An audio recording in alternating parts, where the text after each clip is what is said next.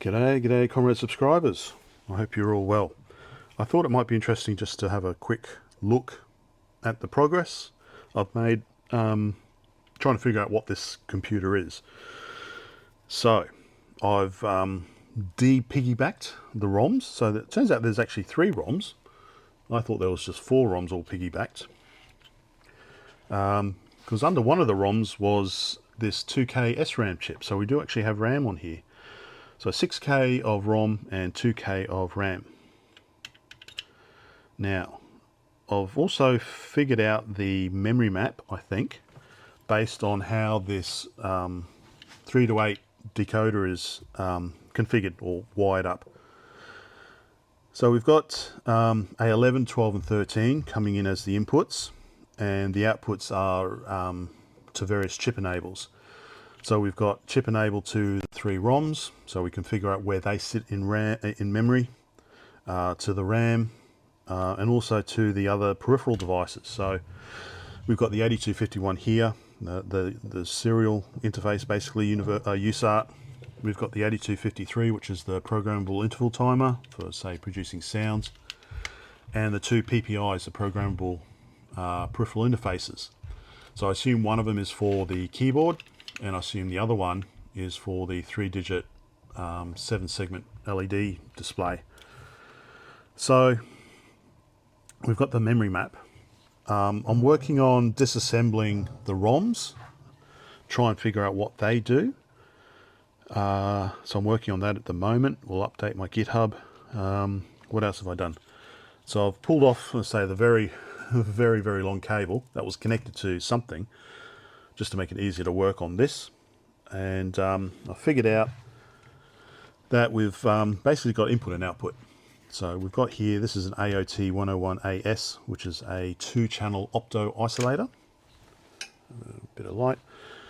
And that's connected to the USART, to the transmit and receive on the USART here. So we've got serial data being transmitted out and serial data being received by this opto isolator. So that's interesting, I think, anyway. What else? So yeah, so this looks to be a cassette interface. This 5-pin DIN. So we've got ground, cassette out, cassette in. And what we have down here is we've got comparator and Schmidt triggers.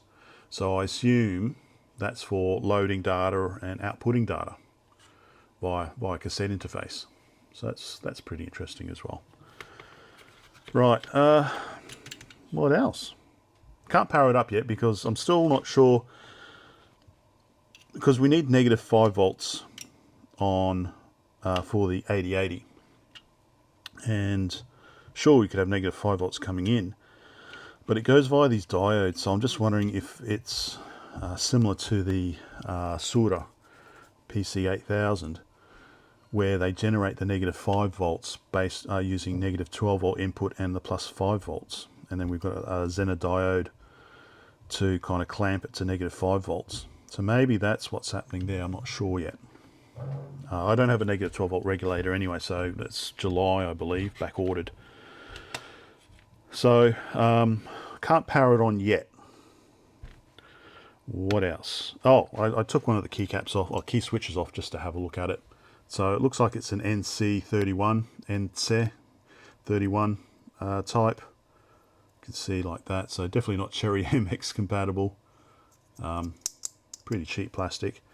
Mechanism probably could do with a little bit of lubrication after 30 odd years.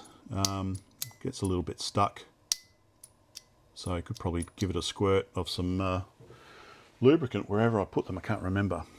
But yes, that's what one of the key switches looks like. A bit, a little bit flaky actually. Jeez, don't break it, Brett. Okay, better be careful with that. So there we go. That's where we are at the moment.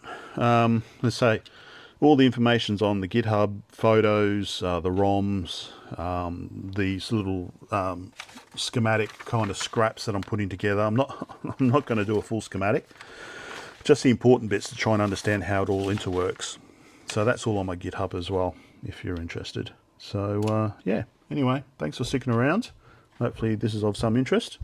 Bye for now.